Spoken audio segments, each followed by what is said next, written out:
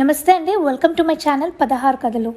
ఈరోజు topic union budget and economy survey. Before getting in to the main topic 3 interesting facts చెప్తాను.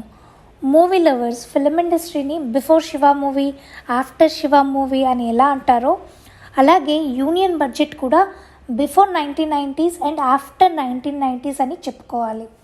1991లో మన్మోహన్ సింగ్ గారు present చేసిన బడ్జెట్ని the ఇపోకల్ budget అని అంటారు.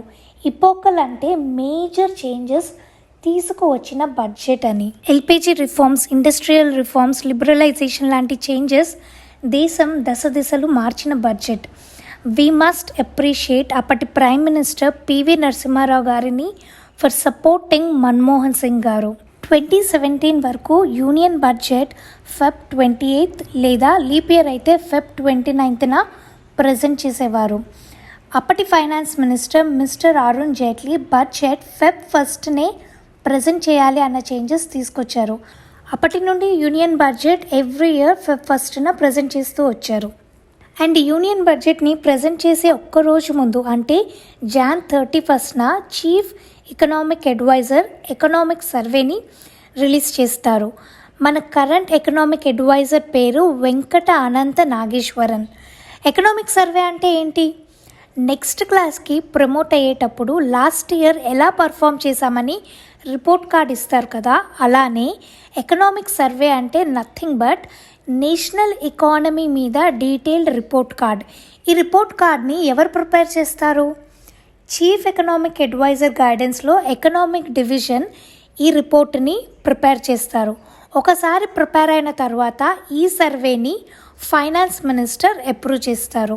కమింగ్ టు యూనియన్ బడ్జెట్, మన ఎకనామిక్ గ్రోత్ 7% వరకు పెరుగుతోందని ఎస్టిమేట్ చేశారు. అసలు ఈ 7% ఎకనామిక్ గ్రోత్ అన్నది ఇస్ ఇట్ ఎ గుడ్ నెంబరా అని నన్ను అడిగితే పాండమిక్ టైంలో ఎకానమీ గ్రోత్ డ్రాస్టికల్లీ పడిపోయింది. ఫాస్ట్ ఎకనామిక్ గ్రోత్ ఉండే చైనా లాంటి కంట్రీ కూడా ఇంకా పిక్ అవ్వలేదు. అలాంటిది మన ఎకనామిక్ గ్రోత్ 7% వరకు పిక్ అయిందంటే ఇట్స్ వెరీ గుడ్. వేరే కంట్రీస్ ఎకానమీతో కంపేర్ చేసుకుంటే వీఆర్ డూయింగ్ గుడ్. మన జీడిపి కూడా 2020 నుంచి పెరిగింది. ఈ ఇయర్ ప్రజెంట్ చేసిన union budget is it a good union budget? అసలు గుడ్ యూనియన్ బడ్జెట్ అంటే ఏంటి అని నన్ను అడిగితే, ఫర్ ఎగ్జాంపుల్ ఒక కామన్ మ్యాన్ అడిగాను అనుకోండి, ఇమీడియట్గా ఏమంటారు? ప్రజల మీద ట్యాక్స్ వేయకుండా ఉంటే అదే గుడ్ బడ్జెట్ అని, రైట్? నిజానికి అది బెస్ట్ బడ్జెటే, కానీ అది పాసిబులా? అసలు ట్యాక్స్ ఫ్రీ కంట్రీస్ ఉంటాయా? ఉంటాయి. కువైట్, ఖతార్, మొనాకో, యూఏఈలో ప్రజల మీద ట్యాక్స్ వేయరు, జీరో ట్యాక్సేషన్. మరి గవర్నమెంట్కి రెవెన్యూ ఎలా వస్తుంది అంటే, ఈ కంట్రీస్ అన్నీ రిసోర్స్ రిచ్ కంట్రీస్.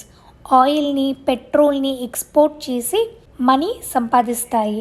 అలా సంపాదించిన మనీని ప్రజల వెల్ఫేర్ కోసం వాడతారు. ఎక్స్పోర్ట్ లెడ్ ఎకానమీ వాళ్ళది. మన Indian economy consumption led economy. అంటే ఏంటో తర్వాత చెప్తాను. ఇండియన్ గవర్నమెంట్కి majority of the revenue income tax నుంచే వస్తుంది. సో జీరో ట్యాక్సేషన్ అన్నది ఇంపాసిబుల్. కానీ we have a good news. ఇది వరకు ట్యాక్స్ రెజ్యూమే ప్రకారం యాన్యువల్ ఇన్కమ్ 5 lakh వరకు మీరు ఇన్కమ్ ట్యాక్స్ పే చేయక్కర్లేదు. ఇప్పుడు ఆ లిమిట్ని 7 lakhs వరకు పెంచారు. అంటే 7 lakh rupees వరకు నో ఇన్కమ్ ట్యాక్స్. ఇంకొంచెం డీటెయిల్స్లోకి వెళ్తే అసలు బడ్జెట్ అంటే ఏంటి? ఆదాయం ఎంత వచ్చింది, ఖర్చు ఎంత అయింది, ఫ్యూచర్ ప్లాన్స్ ఏంటి, అంతే కదా. గవర్నమెంట్ బడ్జెట్ కూడా అంతే. Receipts budget, expenditure budget, central government grants, ఈ 3 points మీదే ఉంటుంది యూనియన్ బడ్జెట్. మన గవర్నమెంట్కి ఈ ఫైనాన్షియల్ ఇయర్లో మనీ ఎక్కడ నుంచి ఎంతెంత వచ్చిందో చూద్దాం. ట్యాక్సెస్ వల్ల గవర్నమెంట్ ఈ ఇయర్ 33 lakh crores ఎర్న్ చేసింది. ఇందులో నుంచి 10 లక్షల కోట్ల రూపాయలు స్టేట్స్కి అంటే రాష్ట్రాల్లో డిస్ట్రిబ్యూట్ అవుతుంది. సో దట్ స్టేట్స్ వాటి ప్రాజెక్ట్స్ని చేసుకోవడానికి. సో ఈ 33 లక్షల కోట్ల నుంచి 10 లక్షల కోట్లని తీసేద్దాం. సెంట్రల్ గవర్నమెంట్ దగ్గర ఇప్పుడు 23 లక్షల కోట్లు ఉంది. మనకి ట్యాక్స్ కాకుండా ఇంకా నాన్ ట్యాక్స్ రెవెన్యూ 3 లక్షల కోట్ల ఆదాయం ఉంది. అంటే మొత్తం మీద 26 లక్షల కోట్ల రూపాయలు ఉన్నాయి సెంట్రల్ గవర్నమెంట్ దగ్గర ఖర్చు పెట్టడానికి. ఇప్పుడు ఎక్స్పెండిచర్ బడ్జెట్ అంటే ఖర్చు ఎంతో చూద్దాం. ఆదాయం 26 లక్షల కోట్లుంటే ఖర్చు 45 లక్షల కోట్లుంది. అంటే 19 లక్షల కోట్ల డెఫిసిట్ ఉంది. 19 లక్షల కోట్లు తగ్గిందనమాట. సో మనం 19 లక్షల కోట్లు ఏం చేస్తాం, అప్పు తీసుకుంటాం financial institutions or private market నుంచి. ఈ ఖర్చులో మొదటి పెద్ద ఖర్చు ఏంటంటే ఇదివరకు తీసుకున్న అప్పుకి ఇంట్రెస్ట్ పే చేయడం. 10 లక్షల కోట్లు లోన్ ఇంట్రెస్ట్ ఉంది పే చేయడానికి. తర్వాత ఖర్చు మినిస్ట్రీ ఆఫ్ డిఫెన్స్ అంటే రక్షణ శాఖ, ఆర్మీ, నేవీ, ఎయిర్ ఫోర్స్ అన్నీ ఇందులోకి వస్తాయి. దీనికి గవర్నమెంట్ ఇచ్చిన ఫండ్ అమౌంట్ 5 lakh crores. దేశం సురక్షితంగా ఉంటేనే కదా మనం క్షేమంగా ఉంటాం. సో దేశ రక్షణకు కావాల్సిన కొత్త ఎక్విప్మెంట్, దీన్ని capital quality on defence services అన్న కేటగిరీలో తీసుకుంటారు. దీనికి గవర్నమెంట్ 1,62,600 కోట్లు కేటాయించింది. డిఫెన్స్ పెన్షన్స్కి 1,38,205 కోట్లు అంటే 1.3 lakh crores.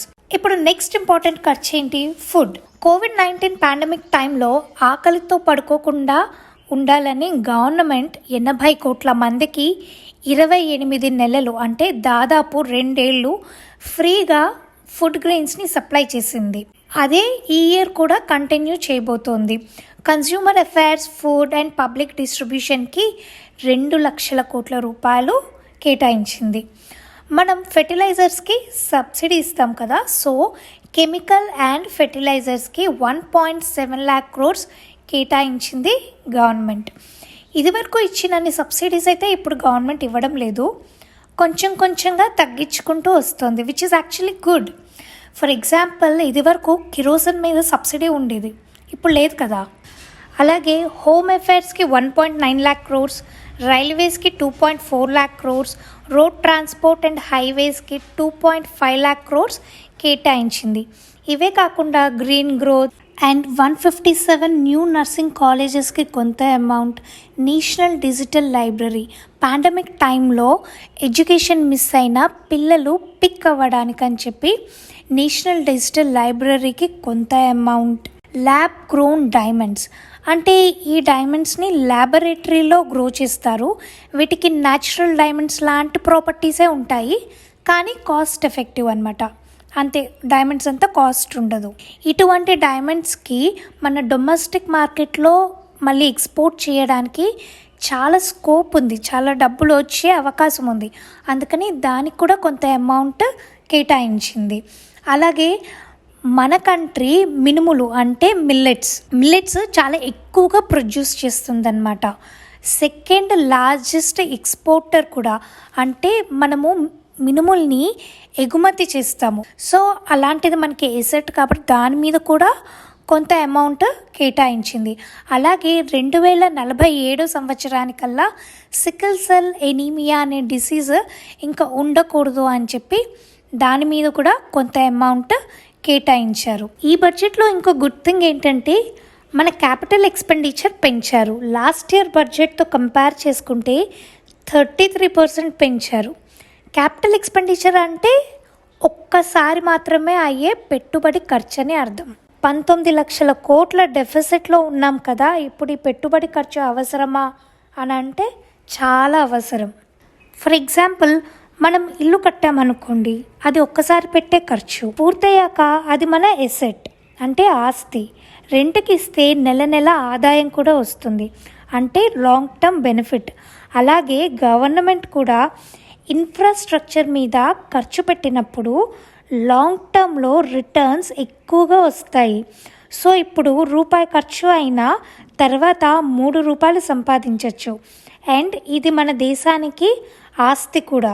For example airports, power stations, dams లాంటివి కన్స్ట్రక్ట్ చేయడం వల్ల ఫస్ట్ ఎంప్లాయ్మెంట్ జనరేట్ అవుతుంది. ఎంప్లాయ్మెంట్ జనరేట్ అవ్వడం అంటే ఏంటి, ఉద్యోగం చేసి సంపాదించేవారు ఎక్కువ అవుతారు. సంపాదన ఉంది కాబట్టి వస్తువులు కొంటాం, అంటే ప్రొడక్షన్ పెరుగుతుంది, అంటే మళ్ళీ జాబ్స్ వస్తాయి. ఇలా సైకిల్ రొటేట్ అవుతుంది. దీనివల్ల ట్యాక్స్ కట్టే వాళ్ళు ఎక్కువ అవుతారు. అండ్ ఇండియాకి మేజర్ రెవెన్యూ ట్యాక్స్ నుంచే వస్తుంది. అందుకే మన దేశం కన్జంప్షన్ లెడ్ ఎకానమీ అని చెప్పాను. ఇక్కడ ఒక డౌట్ రావచ్చు, 7 lakh యాన్యువల్ ఇన్కమ్ వరకు నో ట్యాక్స్ అన్నారు కదా, సో నెక్స్ట్ ఇయర్ గవర్నమెంట్కి ట్యాక్స్ రెవెన్యూ తక్కువ వస్తుందా అని. ఒక ఇంట్రెస్టింగ్ కాన్సెప్ట్ ఉంది ఎకనామిక్స్లో, లాఫర్ కర్వ్.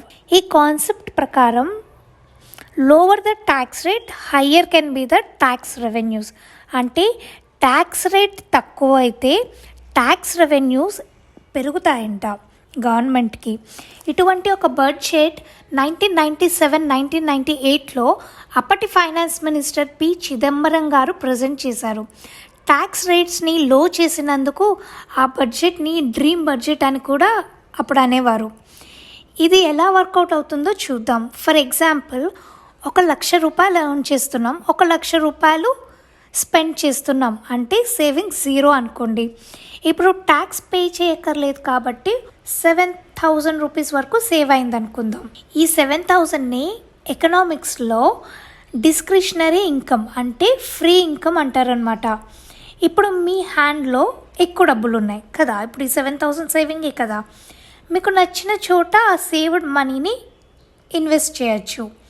ఇది లాంగ్ టర్మ్లో మిడిల్ క్లాస్ ఫ్యామిలీస్కి చాలా బెనిఫిషియల్ అవుతుంది.